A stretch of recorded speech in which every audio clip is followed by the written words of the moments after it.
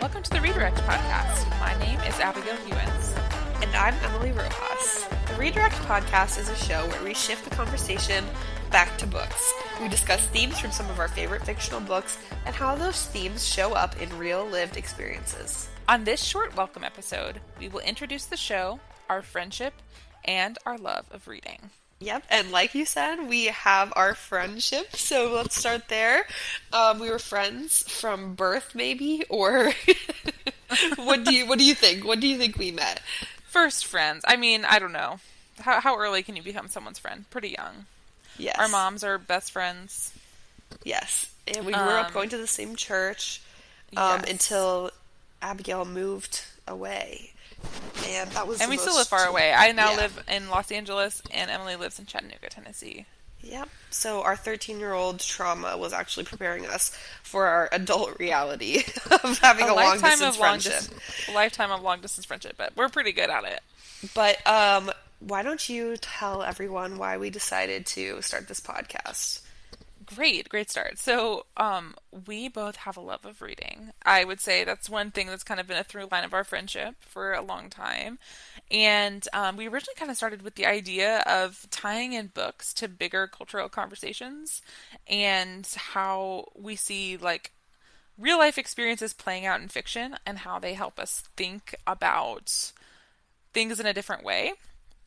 And so this is just like a fun way to like hang out, talk about books, and basically just hit record when we do so. I think something that we do is we'll send each other books back and forth, which we've been doing for like over a year now, I think. And so we're always talking about those books that we share with each other. And so I think this is just kind of another extension of our little book exchange, just a way to talk about it, and maybe other people will listen. Yeah, I think one of the most fun parts of reading is like when you just finished reading a book that was absolutely life changing, and you put it down, and you're like, I need to I talk have to to talk somebody about about it. it. Absolutely. I have to talk about it. And so this is just like a great way to do that. I think on this podcast we want to make a pretty good balance of like really popular books that are topping all of the charts and books that maybe you haven't heard of, kind of striking a balance, having conversations about things that are mainstream and maybe if you liked this, then you might like that. And tying in some other things that we love into our reading life. So I'll go first. I can share what I love reading. I think especially since 2020, maybe even a few years before that, the ability to escape into a different world is such a gift. It's the ability to escape into a private world that no one else can see. It's like watching a movie, but no one else can see the exact same movie as you. I feel like as a teenager, like I loved that privacy of being able to hide into a book, and my parents didn't know what the book was, and like, or even if someone knew what the book was, they couldn't see what I was seeing. And I just love that the idea that no matter where you are, you can escape. I think also I love the quote that's been requoted many times. I don't know who originally said it, but like some people who have the money to travel and those who don't have books. And they have the ability to read and learn and travel all over the world and back in time and do all sorts of crazy things just by reading. And that's such a great gift. Also just that magical feeling of like staying up all night to read a book or Yes. getting lost and like hours have passed and you didn't even know. Like that kind of good book can really change your life. So Absolutely. why do you love reading? I love reading. I think, like, I'm trying to remember where the love of reading began, but I really think it began, like, when I was born. Like, I think it's something that is just part of me. Like, my parents tell me that I used to, like, fake read books before I could physically read. I would, like, open a book and remember them reading it to me. So, like, I kind of knew the story, and I would pretend like I was reading it. And, like, I just love to read. Another thing, like, I was hashtag humble brag was a smart kid. My God. Not to say, but like I was bored a lot in elementary school. Like I had a lot of free time. I remember like I've always been a super fast test taker. It's just I'm really good at it. Not that doesn't say anything about me as a person. It's not a Wow. moral trait, but it's just a fact. And so I just remember like after the CRCT, like what is there to do? You're not allowed to do anything. You can read though. And so I think I just spent a lot of time reading as a kid. I just always loved it. I Yeah. loved it so much. I would go to the my mom also encouraged that in me for sure. Like we went to the library every single week growing up. And she was a big reader. And so I think she definitely fostered that, but I would just go and get a giant stack of books and read them all and come back the next week and get more. And I No, think, you were a fast reader. I remember like laying in bed with you like at sleepovers, like sharing your bed, and we'd both be reading, and you were turning the pages so fast, and I would be like, "Damn." yeah, and that's fine. Like, it's okay if you're not. I just am, and that's nothing that I did. It's just who, I was born with that trait. So, Yes, yes. but now, like, I think I definitely went through a phase of, like, not really reading anymore. And in the past few years, I think really with the pandemic, like you said, I did make a goal in 2020 to read more, and coincidentally, with the pandemic, I did, and every year since, I've really fallen back in love with reading. And I think exactly Mm, like you said, you can go to a completely different world. You can experience things you'll never experience in life, but like you can experience them through someone else's lens. I also love to learn, so just like you learn new things, by reading a book, even fiction books like teach you things. And so, yeah, I just love it. And I think there's no like, if you read one book a year, if you read 100 books a year, there's no difference. Like you can love to read and still share that experience with other people. exactly. It's Yeah, not if there's no like minimum requirement for membership of absolutely. the group. Yeah. So, some of our favorite books, to give context of where we're coming from, I think for me, one of my favorite genres is historical fiction. I think it's just a further extension of removing from reality. It's like, and I think that's why I like it so much, especially in the last few years. It's like, I don't even have to read a book that's set in this time. Like, if I can read a book that no one has a cell phone and no one has Fox News, like, that is even Yeah, and it's that's like even things better. things can't be that bad. Like the Dust Bowl, and the Great Depression. Like maybe this Like I isn't know so it bad. worked out. Yeah. So like yeah, so I love historical fiction.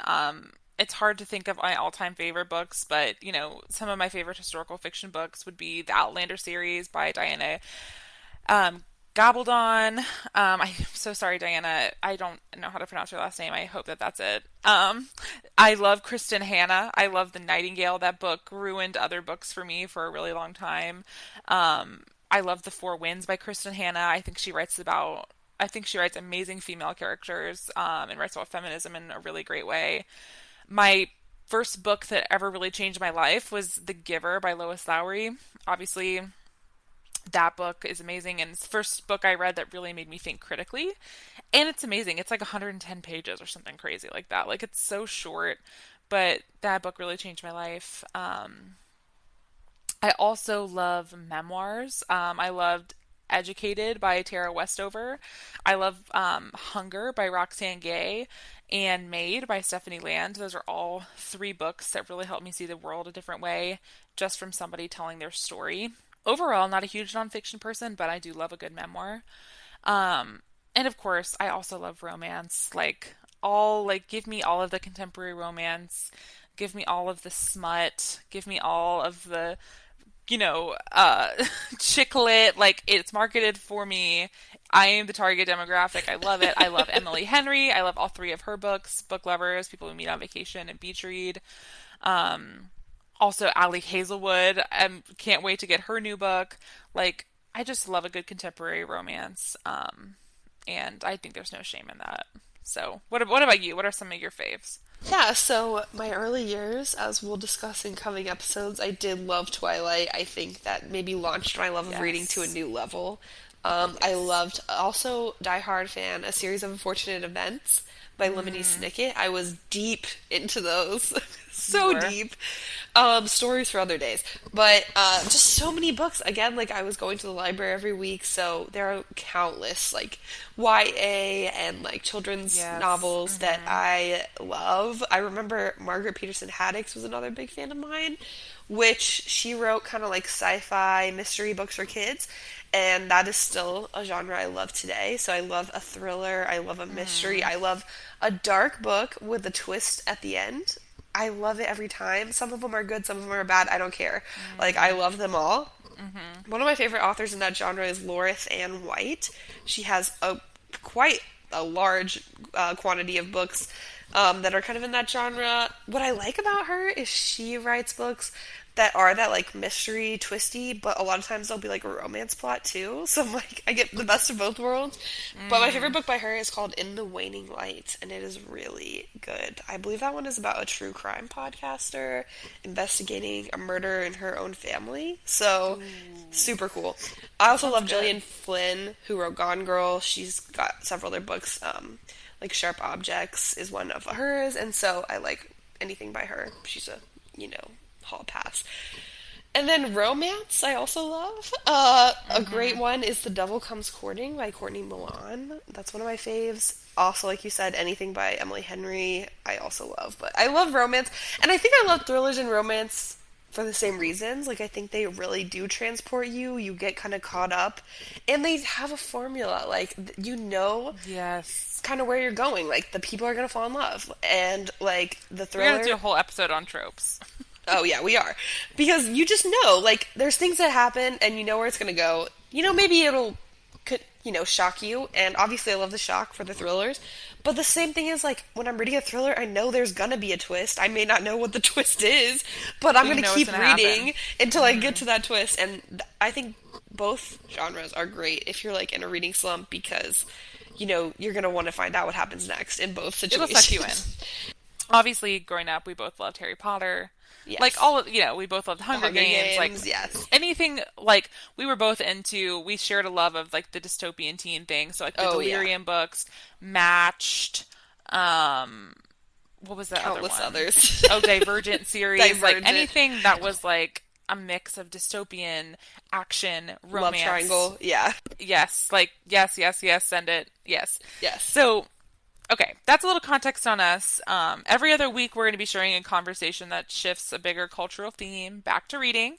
So you can check us out here, wherever you're listening to this. And check us out on Instagram at Redirect Podcast. Read and Redirect is READ. You see what we did there? It's very cute. So that's it for now. We'll catch you later. Bye. Bye.